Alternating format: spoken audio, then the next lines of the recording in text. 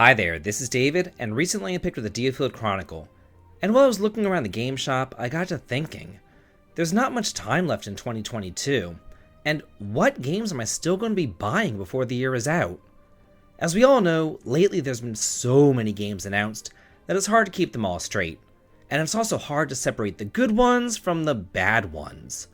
So here, I'm going to go through the 2022 release calendar with you all, and tell you what I'm 100% definitely planning on buying. First up, we have Star Ocean: The Divine Force. Over the past couple of months, I've talked pretty extensively about this game, and I've recently reviewed the demo too, where I absolutely loved it. I've been a fan of Star Ocean for over 2 decades now, and I don't see myself stopping anytime soon. Beginning as a small competitor to Tales, I like to think that it's all grown up now, and going off to do its own thing.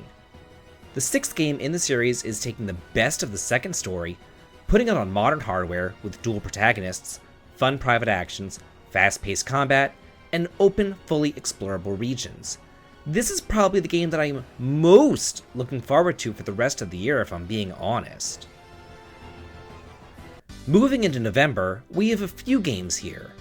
The very first Front mission is being remade, and while we don't have an exact date for it, it is coming out sometime in the month. For the most part, the Front mission games always kind of escaped me. I was aware of them, but I wasn't exactly chomping at the bit to play them.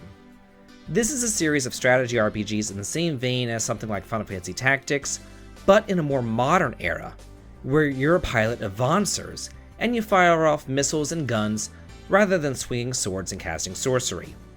Now that the first 3 games are getting remade, I think it's high time for me to go ahead and get into the series too. Then there's Harvestella early on in the month as well. I can't tell you all just how much I thoroughly enjoyed this demo.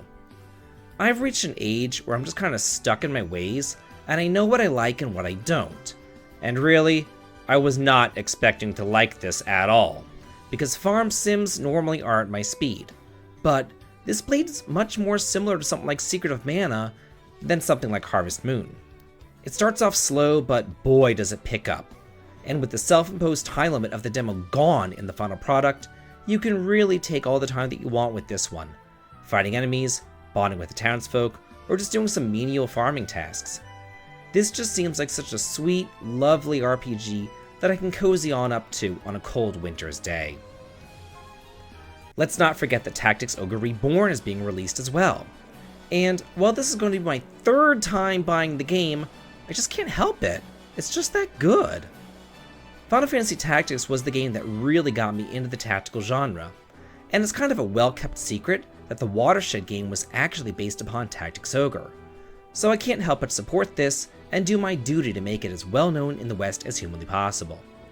I mean, the 2 games may as well be in the same franchise, they're so similar to one another, with great job classes, tactical battles, and political intrigue, and I cannot wait to see how Square spruces this 27-year-old game up for a modern audience.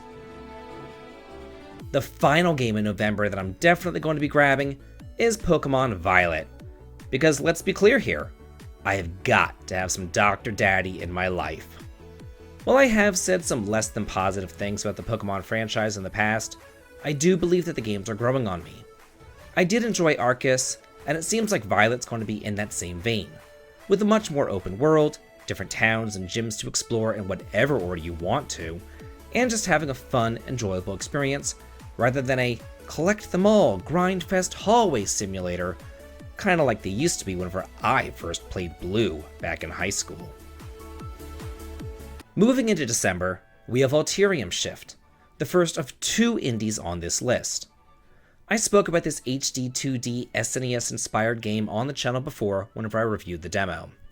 And whenever I played it back then, it was sweet!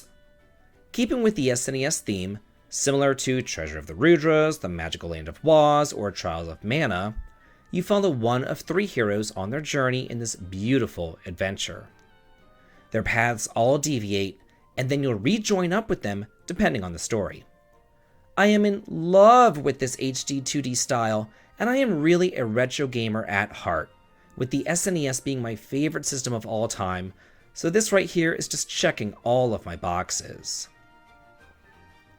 It's not Christmas without a Dragon Quest game, and on the 9th, Dragon Quest Treasures is coming out.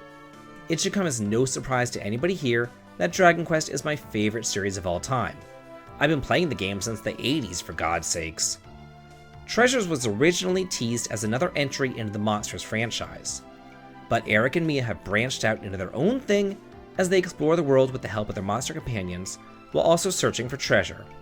It just looks like such a fun little twist on an old formula, and it's the first time that a monster-type game will be on full consoles too. Less than a week later, Crisis Core Final Fantasy VII Reunion comes out, and this is a remake to the original on the PSP, and I've spoken at length about some of the changes that I would like to see here. I do know that they are revamping the combat to make it much more fluid, and they're rearranging the music too. But I guess I'm really just buying it to fulfill my own morbid curiosity and see how they change up the game.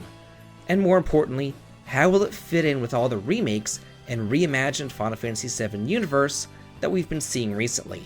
And really, I just want to know what happens at the end. Originally supposed to come out in September, but unfortunately delayed, Valkyrie profile Lenneth is now coming out just a scant few days before Christmas. And I'm a huge fan of the series, with the first one maybe even being the best one. At least to me. This is a port of the PSP version, but with some added quality of life features, such as speed up and rewind. And while I probably won't buy it at full price, it's always fun to have something like this in my collection, especially if I'm able to import it physically from somewhere like PlayAsia. Now, for the last must-buy game this year, and the second indie on the list, Chained Echoes does not have an actual release date. We just know that it's going to be released sometime in the last quarter of 2022. And again, I'm a sucker for SNES-inspired RPGs, but with some modern improvements. I just think that they're the best. Here we have turn-based battles with all sorts of different party members, different job classes to utilize, diverse areas to explore, and a combat system reminiscent of Final Fantasy X, but taking place in a world that reminds me of Final Fantasy VI. This type of stuff just brings me right back on to junior high school. So that's it for 10 games that I'm definitely going to be buying in 2022. But here are some other honorable mentions that are coming out before the end of the year that you might want to pick up as well. There's Monochrome Mobius, Rights and Wrongs Forgotten, which is coming out November 17th for the PC.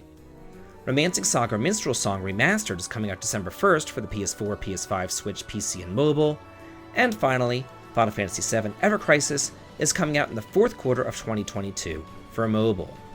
I do hope that you all enjoyed this video, and if so, I'll make a similar one for the games coming out in 2023.